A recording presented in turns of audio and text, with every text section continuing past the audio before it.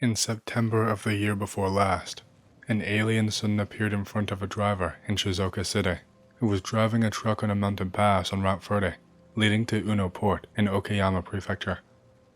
A driver from Shizuoka City was driving a truck on a mountain pass on Route 30, leading to Uno Port in Okayama Prefecture, when an alien suddenly appeared in front of him and asked to have his neck replaced. The driver was stunned and did as the alien asked, but the alien's head was made entirely of machines. The alien left his familiar planet and landed on Earth in search of a new one. When the driver returned, the truck had already arrived at the port of Uno, 4 kilometers away. Around 5 a.m. on September 3rd, 2008, the night was beginning to dawn and people were waking up from a deep sleep. Yuji Fukuda, a 31-year-old military driver from Shizuoka City, had been behind the wheel of a truck for 9 years. The truck, fully loaded with furniture, left Shizuoka the night before and traveled through Nagoya and Osaka, aiming for Uno Port, where a car ferry leaves at 7 a.m. to arrive at Takamatsu in Shikoku. I had been taking this road many times a month to transport furniture to Takamatsu City, but it was a very different road from the one I was used to taking.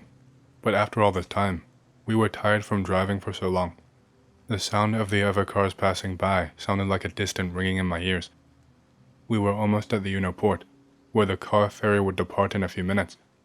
Once on the boat, we would be able to sleep on the boat and reach Takamatsu in a matter of minutes. Before entering the pass, Mr. Fukuda stopped the car as usual to eat udon noodles from the vending machine. Soon, we drove on, and soon we came to a small pass with rocks on both sides of the road, 3 or 4 kilometers from the port of Uno. It was almost dawn, and the smell of the udon I had just eaten was pleasantly tantalizing. The sleepiness that had been nagging at me earlier was gone, and my hands were naturally tightening on the steering wheel. Not a single car passed him, and the white strip of the center line was all that Mr. Fukuda could see. Suddenly, a strange shining object caught his eye in the familiar scene seen through the windshield of the car. I was naturally distracted by this strange object, which I had never seen before. The light was getting closer and closer. I felt as if a truck loaded with furniture was gradually being sucked toward the luminous body. Soon, the strange light body was shining in the distance. The object landed soundlessly, like a small bird perching on a tree branch, on a large flat rock at the top of a rocky hill with a sharply protruding peak in front of him on his left. Mr. Fukuda could already sense that the shiny, aluminum-like object was out of this world. He could not see the window-like object. He remembers that when this object, which at first glance looked like Saturn around its body, landed on a rocky outcrop, it clearly had several legs stretched out below the hull. Fukuda could fully understand that the strange object he was looking at was a flying saucer. Mr. Fukuda was amazed at this sudden and unexpected event, and he continued to watch in amazement from beginning to end. The sight of the flying saucer must have been deeply etched inside Fukuda's mind. However, it was only up to this point that Mr. Fukuda kept a vivid memory of the event. The scenes that followed one after another became muffled, as if his memory had been artificially erased. When I came to myself again and grabbed my handle, the car was already in the driveway. We were now very close to the ferry terminal. I had just driven through the Rocky Mountain Pass, and had no recollection of how I got here, but we made it to the car ferry terminal right on time. Strange things happen.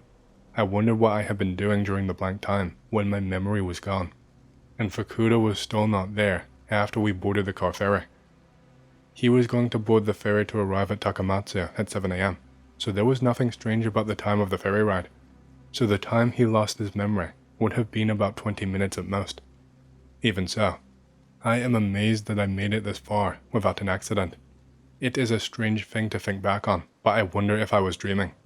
Soon, various scenes began to come back to mind. For Mr. Fukuda, it was a completely new experience. In the course of his work, he had traveled all over Japan and had experienced many strange things. I don't know if it was a ghost phenomenon or not, but I once saw a 3 to 4-year-old child standing on a road called Hida River on Route 41 from Toyama to Nagoya at 2 a.m. and came home in a panic, but nothing like this had ever happened. This incident had been kept in Mr. Fukuda's mind for more than a year and a half. Although he had to rely on his own memory to learn about the incident, he has already forgotten much of it. I have written down some of what I remember while my memory was still vivid immediately after the incident, so I will introduce them here. As I was driving along, talking to myself, I noticed something like a metallic plate approaching from a rocky hill at the far end of the swamp, emitting a silvery light. The metal plate was about 8 meters in diameter and landed about 10 meters in front of me on my left. I don't remember consciously stopping my car, but I wonder if my car was attracted to the metal plate and stopped there. I don't know where she came from, but a woman, I think it was a woman because her hair was hanging down to her shoulders, sat in the passenger seat without saying a word. I stared at her in horror and shock, as if I had lost my mind. The woman began to speak in a voice that did not match her features, similar to the computer voices that often appear on television. I have been on Earth for quite some time now, but something is wrong with my head, and I would like you to replace it. I was in a state of fear. Here, Mr. Fukuda spoke to the alien with few words. I have come to this planet to become first base, but something is wrong with my head, so I would like you to replace it with my partner's head. How? There are 3 dots, both a little below my neck and halfway between my neck and shoulders. Pass this metal wire in a straight line through them and press on the point under my neck. I would like you to replace it in the opposite way, and instead, replace it in the opposite way. He presented me with a head with the same face and the same head. We did not come here to conquer this planet, but rather to live on. We lost ours in a collision with another planet. Only our friends on the spacecraft came to this planet and settled here just before the collision. Where do you live with your friends? I can't tell you now. When the people of this planet come to understand us, we will talk to the representatives of this planet and ask them to decide where we will live, the language of our planet and yours. Anyway, as if by magic, I could only do as the woman said. It was a strange case. Mr. Fukuda, who was asked by the alien to replace his head, did as he was told. He was stunned from start to finish and forgot about the horror of the situation. He said he could not remember what the alien looked like or what his characteristics were, but judging from the height he was sitting at, he must have been about 160 centimeters tall. The head, with horn-like antennae protruding from it, appeared to be masked, except for the 2 eyes. As can be seen in the image, there are 3 yellowish push buttons on the chest, and the head seems to have been removed by pressing these buttons. The garment that was wrapped around the body was tight to the skin like a rubber band. It is difficult to recall other details, such as whether or not she was wearing shoes. How can we talk to each other in the language of the world? Because our planet is more advanced in every way, and my head is a machine full of computers. Each one of us has the ability to know everything on this planet. How many people have told me that they have seen a sparkling disk? Yes, they have. The star we lived in was only a few light years away, so on a star with such intense energy, we can only act at night when the energy, sunlight, is low. We can only act at night when the energy, solar radiation, is low. Our universe in general runs on light energy. When we first came to this planet, several of our fellow spacecraft burned up and fell because of the strong energy. We must be in a place of weak energy, or we will perish. We will definitely meet again with people from other stars we have met. We will surely meet again with the star people we have once met, and they will surely appear to you someday. The dialogue ended here, and Mr. Fukuda has no recollection of how the aliens disappeared, or whether they flew away on a saucer. The following is an interview with Mr. Fukuda, recalling the incident. Did you have a premonition that an incident would occur? No, I did not have that feeling at all. It was as if I happened to encounter such an incident on a mountain pass that I had passed by several times before. Was there only one alien? There was only one. I saw only one saucer, and I think there was only one person on that saucer. Where did the aliens come from? Well, they didn't talk about it, and I did not ask any questions. They said they escaped with their friends just before their planet was about to run out. They escaped in a number of spaceships, but it seems that many of them were burned up or destroyed by the strong rays of the sun before they happened to reach the Earth. Where are they now? They are still living in groups somewhere on Earth, but they did not tell us where. Why is that? Well, they have one spacecraft that can destroy everything on Earth. They said that their spaceships are so powerful that they can destroy everything on Earth with just one ship, and they don't want to get into a conflict with the people of this planet in case they do. How advanced is their science? I don't know their level of science, but it is more advanced than all the science on Earth. I got the impression from the aliens that they knew everything about everything on Earth, that they already knew it all. Why did he ask Mr. Fukuda to change his head and not his colleagues? I don't know exactly why, but I just did what he asked me to do. So the purpose of contacting Mr. Fukuda was to have his head replaced. I think so. He asked me to replace his head because it hurt so much. The alien who appeared in front of Mr. Fukuda, was he a part or a human being like us? I think they were artificially created. I think they are artificial, but rather than thinking of them as robots, I think that they are somewhere between human and robot. I'm not sure if they're going to be able to live like this, but what about their living environment? I don't know, because I have not heard any specific details about their living environment, but the planet they lived on had very little light, so they could not survive in a place with strong light, and their saucers did not seem to function. They landed on Earth because the sunlight was so strong that other spacecraft burned up or malfunctioned, and they had no choice but to land. Do you think that people still live on the Earth? I think they still live on the Earth. I only know Japanese, so perhaps so. The alien said he could understand everything in every language on Earth. How was the alien's head? We were sitting on the floor, so we twisted each other's bodies. When the head was removed, the 3 buttons on the chest were pushed in order from top to bottom. When we tried to attach them, we seemed to press the buttons in the exact opposite order. Did you hear a sound when you were installing it? I think there was a metallic clunking sound when I removed the head, and when I attached it. When you removed the head, did you look inside the headless body of the alien? I don't remember much, but I don't think I looked. Was the head heavy, and was it cold? I don't remember how it felt. Mr. Fukuda, did the aliens erase your memory? Was it erased?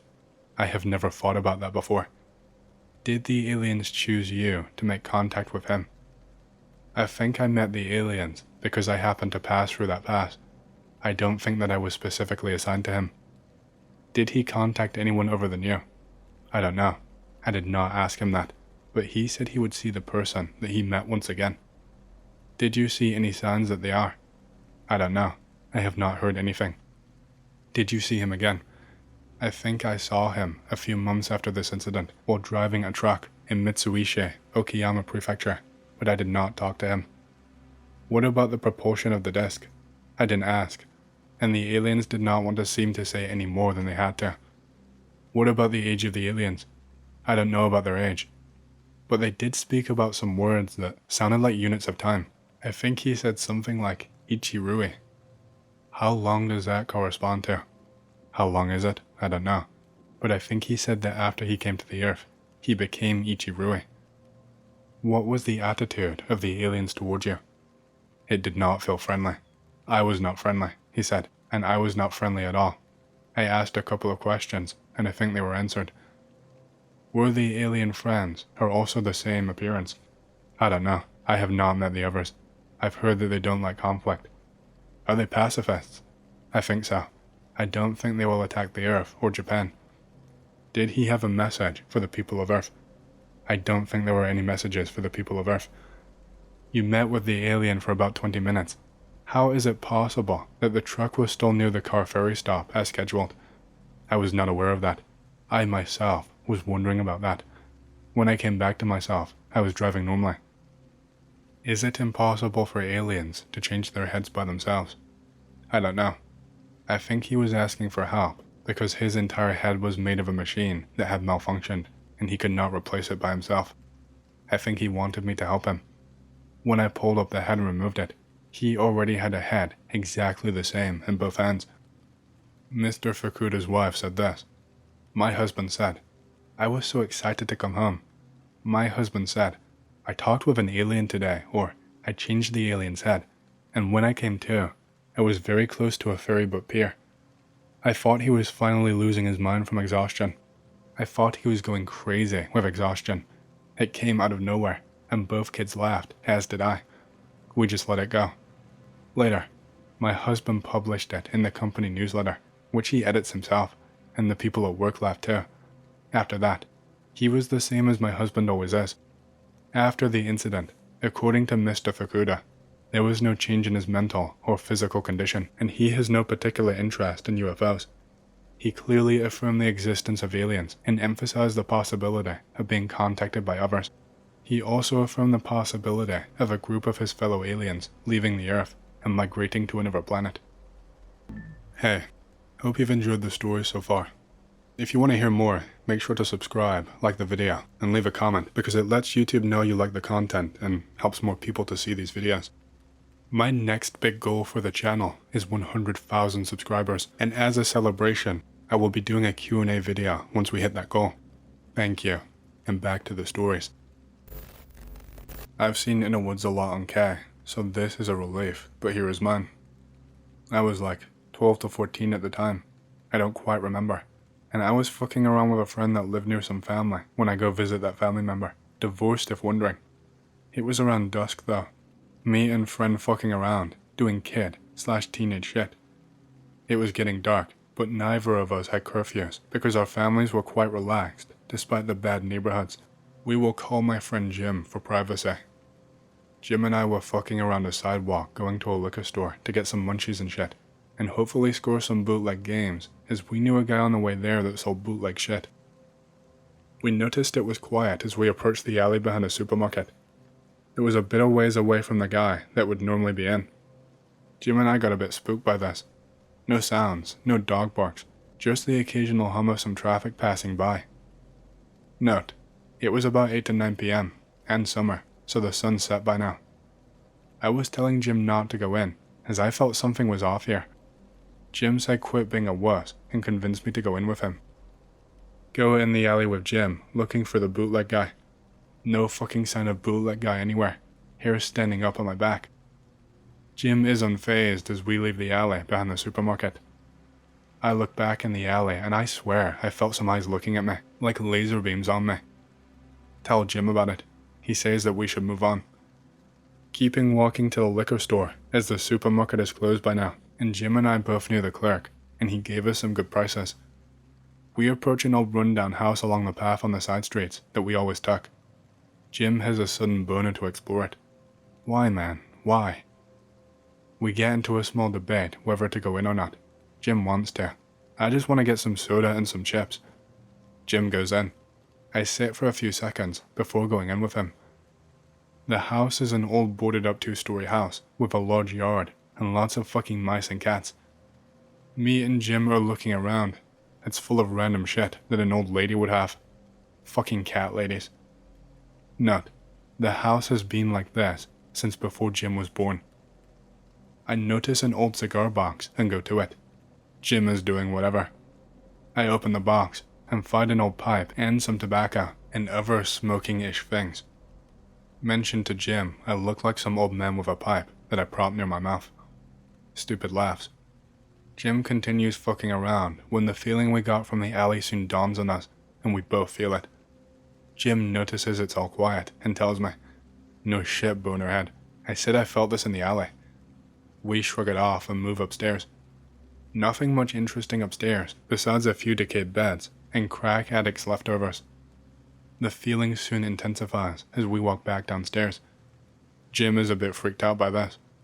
Tell him it's nothing sarcastically, as I was annoyed about the alley. We find door we think leads into the basement, and it did. While there, we feel the feeling of dread and pissed pants fear creep up on us. It's all silent. We are both spooked highly now, and debating if we should go down or not. Take a few good solid times, but we do eventually. Creak crack. The stairs fucking sounded like shit while walking down slowly. The dread is at 9,000 now. A putrid smell soon hits our nostrils. Jim asked if I farted. Nope. We keep going further and further in, and begin to hear some soft bitch grunting and eyes peering at us. We both see it, and it is not a cat. The eyes are red like bloodshot red of someone bleeding. We both begin to try to go back up the stairs. Snarls and growls now. Not a fucking cat. The noises start seeming to charge us. Book it up the stairs to the window in the back that we crawled through. We get to the street and think that we are safe. Jim mocks the stupid crackhead dog. We're safe, man. Or so we thought. While staring at the house catching our breath, some fucking guy emerges from an alley in a skull mask. Sounds stupid, I know. What are you doing in my house? We both were scared at this point again, as we don't know who the fuck this was. Well? The guy took out a knife next, like a fucking long ass one, like a kukri or some shit. Asked K for specifics. It was long, but not a sword. Me and Jim decided to book it, and the guy soon starts chasing us. Me and Jim run about a good mile or so before losing the guy. We were both scared as hell. We decided fuck the snacks and go back to my place, as I had an Xbox and shit. We get home and brush it off and start playing games, saying, some random older kid trying to be cool. It's around midnight now, or something like that. Family on this side is asleep. It was only one parent and their boyfriend, who were heavy sleepers, which was bad for us. During this time, I lived in a back house, like something that you could rent out, so it was not connected to the house that my mom and boyfriend were in. Me and Jim playing some Halo 2 at the time. It was July 2004. Both of us were still awake from the adrenaline, and too deeply invested in Xbox. Some fucking taps on the window in the back. We brush it off, perhaps a bush in the wind. Soon, it moves to the other window that did not have a bush near it, and it was louder this time. We freak out. Jim and I hesitate on what the fuck to do. We quietly decided to look out the window. I move the blind slowly and look. The fucking skull mask guy. Panic.exe.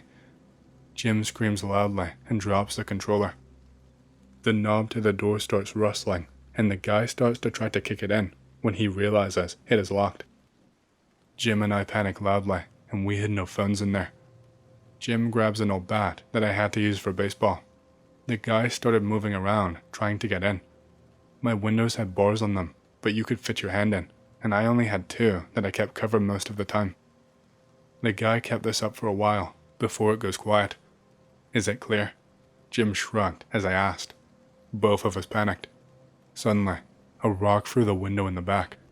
The guy started laughing like a lunatic, saying random shit like, the Reaper is here or time to die. We're screaming loudly, scared as fuck. It keeps up for a few. Suddenly, we get a miracle happen, an overhead police helicopter. The police helicopter would randomly go around neighborhoods on this side of the town during the summer. The guy runs off as we cower in my room. It circles for a while. We don't know how long. It was just a relief. We soon hear sirens and shit. We cower there for a while. Halo's still running in multiplayer on a snowy map. It's like 1 to 2 a.m. now, and we suddenly hear someone knock on the door loudly. We debate what to do. It's him, we thought. Suddenly, open up and on. The police are here. We reluctantly open up. It's our moms and a couple of cops. We find out that a neighbor heard her screaming and seen someone jump the fence beforehand. We tell them about the guy and sleep on the couches in the main house for the night.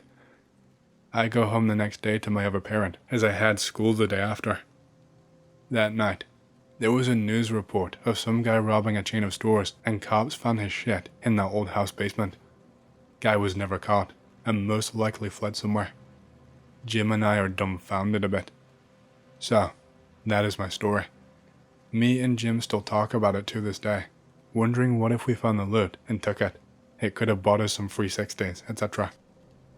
I now live out of town and away from it, and on that date, me and Jim play Halo 2 for old time's sake at his house, next to my old one my mom moved out of.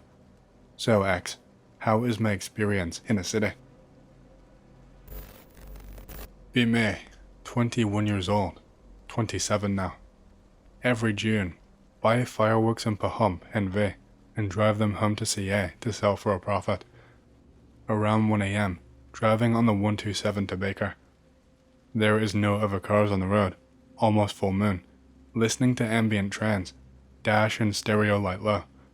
Feels good, man. I spot a pair of eyes about 1/8 of a mile in front of me, 30 feet off to the right side of the road. Must be some kind of wildlife. Slow down to about 25 miles per hour in case it runs in front of my car.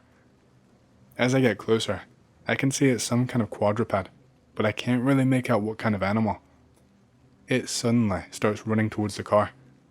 I drop gear and accelerate, because I don't want this dumb animal to dent my car. The animal starts chasing my car.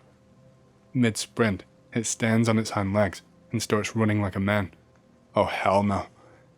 It gains speed and crosses the road right in front of my car, turns around and looks at me. It looks almost exactly like pig-related, except it has fur on its body and its eyes were almost glowing. I start shitting bricks, accelerate to over 18 miles per hour, and it is still following me. I hear it cackle, almost a devilish cackle, interrupted by howling and growling. This goes on for 20 minutes. I track it in my rearview mirror as it crosses the road a couple of times, swipes at the air, and makes a series of jumps on all fours before standing on its hind legs to run again. It suddenly makes a hard right and disappears. For 15 minutes, I scan my surroundings to try and see where the hell it went, or if it is still following me. I finally got to Baker, stopped to get a burger and beer, and to calm my nerves. I tell the waitress about what happened. Oh yeah, once in a while we get people saying they were chased by the coyotes on the 127. I don't think it was a coyote. It had the face of a man and it ran like a man. You're probably just tired, hon, and the heat can make people see things. Bitch, I know what I saw. None of my stories are too spooky, I guess. They were at the time when they were happening. I'm also a shit storyteller, lol. Here is a quick story before I go to bed. 2005, Fort Bragg, NC. I was 20 years old. I was in the 82 Airborne Division. I had a random Wednesday off because I had duty the night prior. Decided to go fishing out in some ponds on base. Grab a few beers from my roommate and go. Hit a few ponds and nothing is biting. 4 beers deep at this point, I go to the next pond. Sitting there fishing. I feel like I'm being watched. Look around but no one is around. Finish beer 4 and open up beer 5. The water starts bubbling and forming little waves. Confused as hell now. Combined with the feeling like I was being watched, I decide to call it quits. Right as I stand up, I see something rise out of the water. Then another right next to it. 2 dudes in scuba gear pop out. Both have beards and look scary as shit. Ask what I'm doing, my name, rank, company, CO's name, and 20 other questions. Still thinking what the fuck is going on. Get told to leave and never come back to that area ever again. Go back to my barracks and then I realize what happened.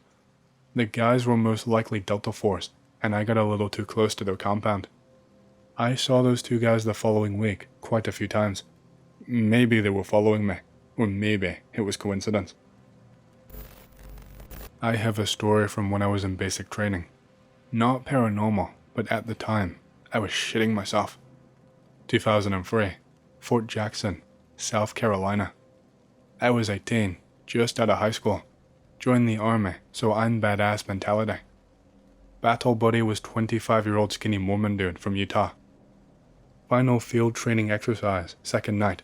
We get sent on a recon mission for a downed helicopter. Pitch black middle of the forest. My battle buddy and I navigate to the given coordinates. Radio in that we found it and hold a perimeter while waiting for medics/drill sergeant to arrive. Laying in prone position. An hour goes by. What the fuck is taking so long? 2 hours go by. We radio back to base and get no response at all. I love the woods and all, but I was getting spooked at this point. About 2.5 hours in, we hear something in the forest moving around. Yell our challenge, thinking it's our relief. Get no reply. Yell again and still nothing. The sound starts getting closer and closer. Thinking Sasquatch is hunting us, or I will look up and see Jason in his mask standing over me. Want to nope back to our base. Battle buddy stays calm, says no, we will stay and wait. What the fuck? He has balls of steel now. All of a sudden, something goes right over our heads, and we hear branches break and moving. Battle agrees we should go. hear the craziest noise ever come from 5 feet to our 5 o'clock. Sounded like a woman screaming bloody murder mixed with a horse. Nope. We ran back to our field training exercise site, thinking we were gonna die the whole time. It turns out, while we were gone, Op 4 attacked, and then our DS forgot that we were out there. I was so glad to be back near people. That night haunted me for years. Until a few years back, I heard that sound again. It was an eastern screech owl.